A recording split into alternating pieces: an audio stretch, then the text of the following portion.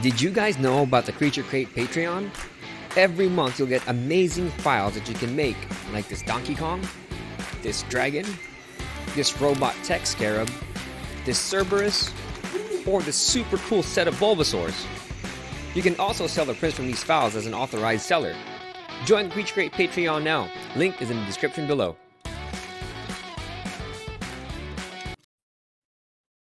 Hey guys, what's up? Nico here, and today's episode we have Adam. Adam, where are you coming from? I'm coming from Innisfil, Alberta, Canada. Alberta. Cool, man. So we're just gonna talk to Adam, dive into his business a little bit. Just a couple of things again, as always, before we start. Make sure you guys stay to the very, very end, where I'm gonna give you your own product idea for your own 3D printing side business. And make sure you guys join us in a Facebook group, the 3D printing side hustle Facebook group. It's in the description below. Links down there, along with Adam's links from today's episode. So let's get started. Adam, welcome to the show. Hello. So let's get started with your background here, man. What is it that you do full time other than your 3D printing business? That's a bit of a loaded question. I'll just keep it simple for me. I am a technician. I've worked on aircraft. I've worked on vehicles. But unfortunately, when COVID happened, I lost my trade as an aircraft maintenance engineer. So I've just been turning wrenches on oil pans, trying to make a living. Gotcha. And how did you get started in 3D printing? Honestly, it was through dioramas. I was making small dioramas for my YouTube channel. I was laid off for like 6 months, so I just started doing something there, and I got myself a small snap maker and learned the trade from there. Sweet, man. And on your YouTube channel, what were you what's the basis and the foundation of the YouTube channel? Creativity. Just creativity and imagination. If I could turn a photo in, make it realistic, that's what I would do. The YouTube channel, unfortunately, is dormant now. I have moved on from that idea. Gotcha. So what is it exactly that you sell for your business? Currently it's cosplay items. So as you can see, the helmets behind me, I have a partnership with another creator that allows me to print off parts. I did print off your Iron Man helmet, which was pretty damn cool. So thank you so much for that free sub, man. You're welcome. So I print off these stuff, and I went on to Twitch, and I made it my duty where once a month I'll be giving one of these helmets away. That's cool, man. And how much are you making a month on your business? Not too much right now. I'm still getting things set up, working with a bunch of we got a website that's halfway finished. We're working on just details like how we get started with overhead costs and all that fun stuff. So it's rather a new adventure for me right now. Gotcha. So let's go dive into the business now. How did you get your first customers and your first clients? Through Twitch. I went onto Twitch. It's during the Star Wars Squadrons days. Sorry about that. I shouldn't have said that. Sorry. It's during a VR game day, and during the game, I came up with an idea. I said, "Hey, we could really stand out and make some helmets, cosplay items for people who are viewing me." And I says, "Hey, I'll make you a helmet, and I'll work on my skills to get it done." And so far, it's been a success. Awesome. And so after that, what happened next? How did you start growing?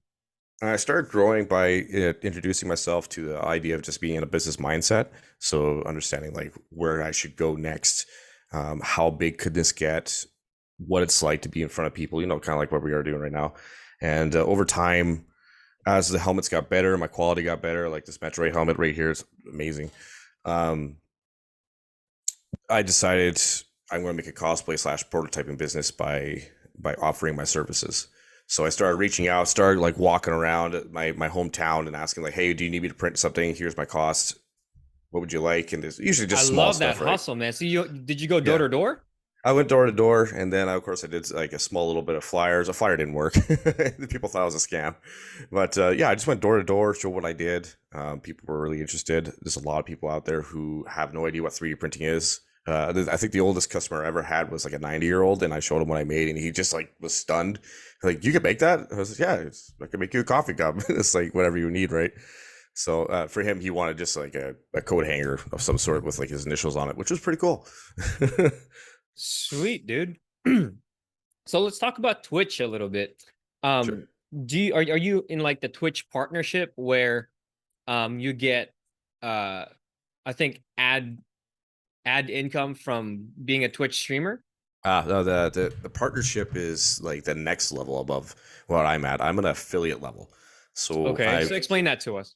so affiliate level is basically it's a barrier where it allows the system of Twitch to know that you're actually pursuing to be a streamer.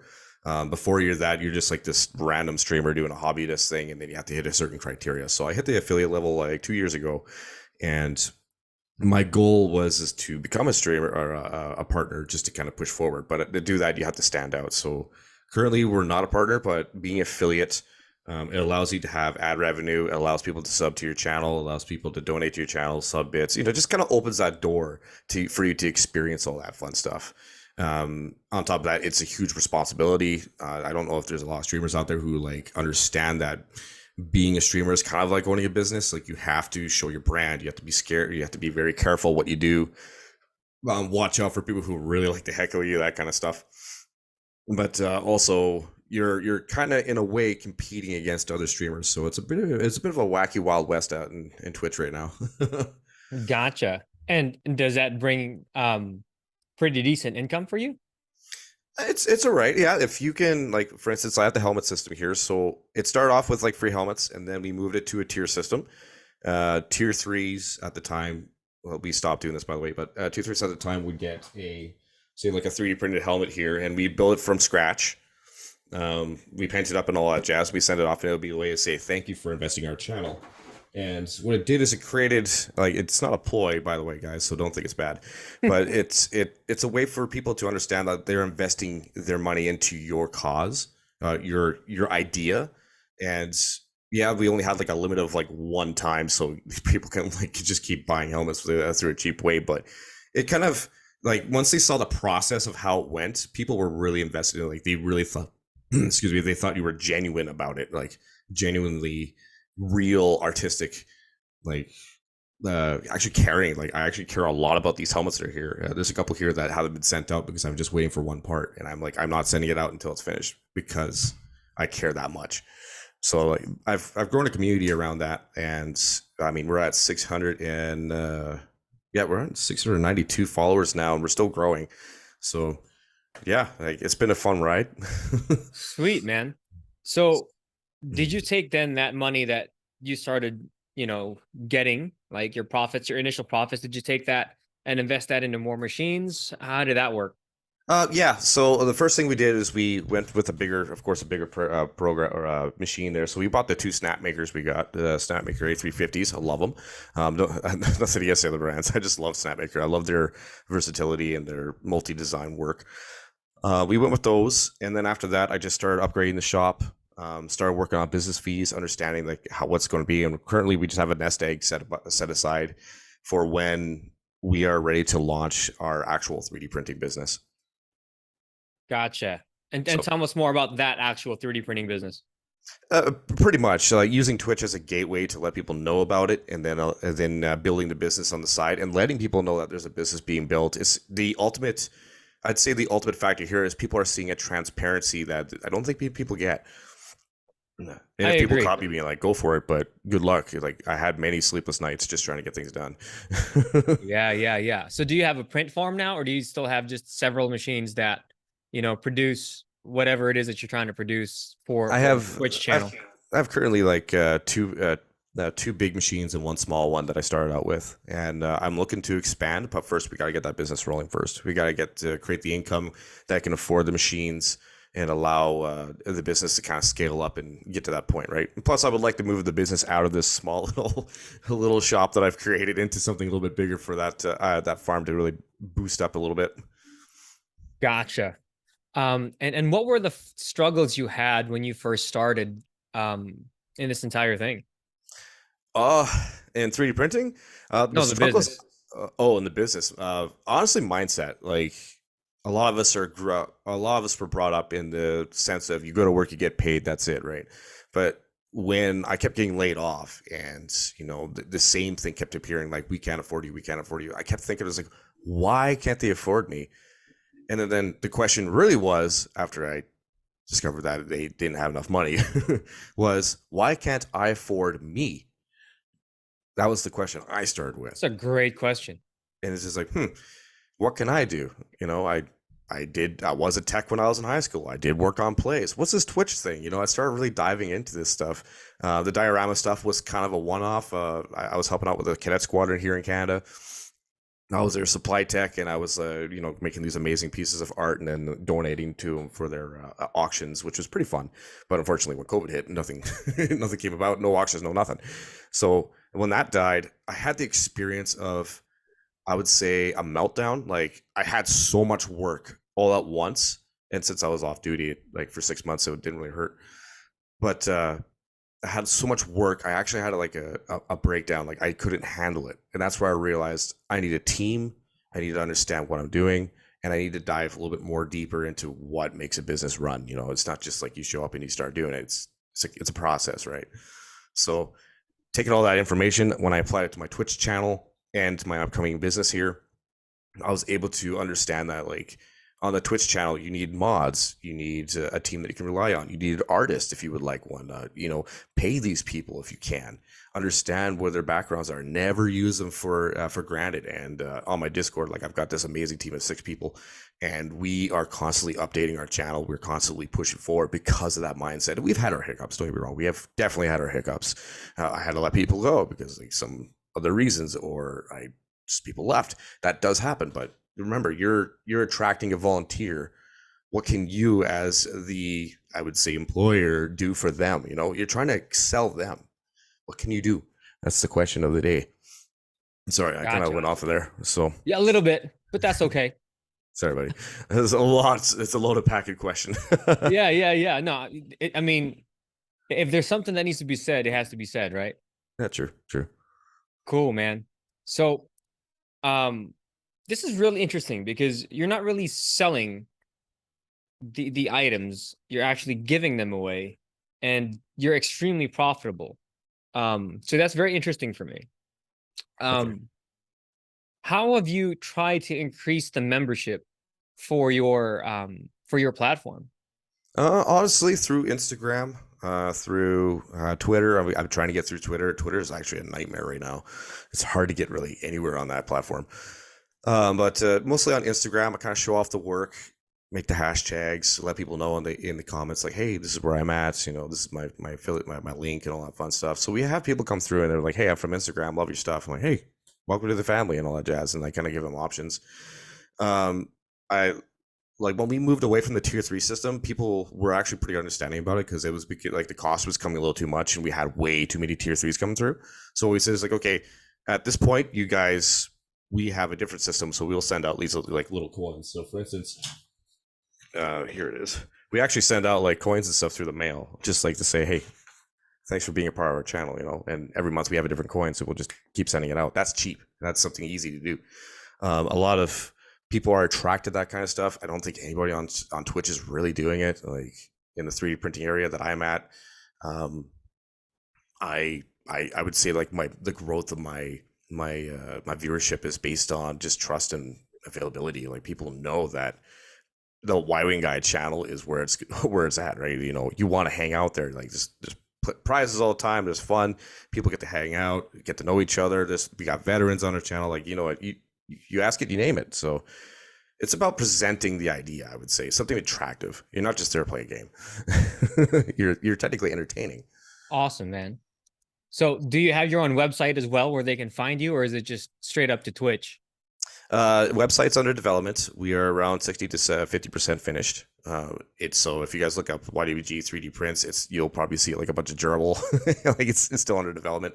But right now, if people would like commissions and such, generally I just get a message through Twitch like, hey, I have a commission. Would you be like to do that? And we can work from there. Sounds good, man. So that's really it for me. What's the future for Adam? What is the plans to grow the business? Good question. So in the future, like right now, as it is, we're still building it. We have to focus on the building. We can't really see the future until it's actually built and running. But I would like to see the business prosper in prototyping and design as well. So cosplay is where we're starting because we really enjoy it. I like hanging out with guys like myself who like goes to conventions, enjoys things, and gets to know people. But moving into the prototyping and design area and allowing, or maybe even hiring a CAD creator would really excel the business in multiple fronts. So not only will you have like your cosplay section, but you'll also have like an area for your own small dream for whatever business model you want to come true, because you need investors. I need an item. Hey, YWG's got your back, that kind of stuff. So Yeah. that reminds me. Are you offering design? Not sorry. Are you offering print services as well for the business? Yes. Yes. So you want to combine things. In the printing zone, I see a lot of companies out there kind of like focused on one niche. So, like for instance, prototyping. There's one like in Edmonton that's like doing prototyping and design, and that's all they do. Good idea, don't get me wrong, but they can really amplify and touch other bases. Like, what if they made cosplay helmets for cosplayers? There's not many people here where I am that do that, but there's a lot of kids who would like to be a stormtrooper or whatever down the road. Just definitely ask those questions, right? Is what can I do for the populace as a whole, not just as a single niche? As it currently Gotcha. stands, I can only do so much, but my dream is to actually have a nice farm to do all like one side does one and one side does the other. Now, do you have design services as well? Not yet, but what I would like to But do do is you get do to that. your own design? A little bit. I'm a bit of an amateur when it comes to CAD, like, but I could. And what software are you using? I'm using Fusion 360. I love that program when it comes to building my stuff. Gotcha. Dude, awesome, man.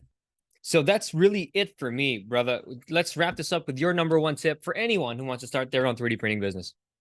Dream. If you can make a dream, you can make it happen. Make a dream, make it happen. Who said that? Me? Somebody else said that, Adam. No, that's me. That's All honestly right. me. All Adam. All right, guys. So I told you that if you stay to the very, very end, you can get your own 3D printing product idea. And today's product idea are bath toys for children. I mean, if you want to create a bath toy for adults too, I guess that's fine. But you can make little turtles like this that the kids can play with in the tub. And look, this one I just modeled yesterday for, Creature Crate for the little flexi guys. And honestly, this took an hour. I think 2 hours to print. $5-10, man. Right in there. And if you guys want, you can design them and sell the designs yourself. There's so many things you guys can do with just bath toys. All right. So that's today's product idea. Again, big thanks to Adam. Adam, we'll catch you later. I'll check on you in about a year, see how you guys are doing. All right. All right, thanks, man. Hey, thanks for being on the show, man. No problem. Take care. Peace out.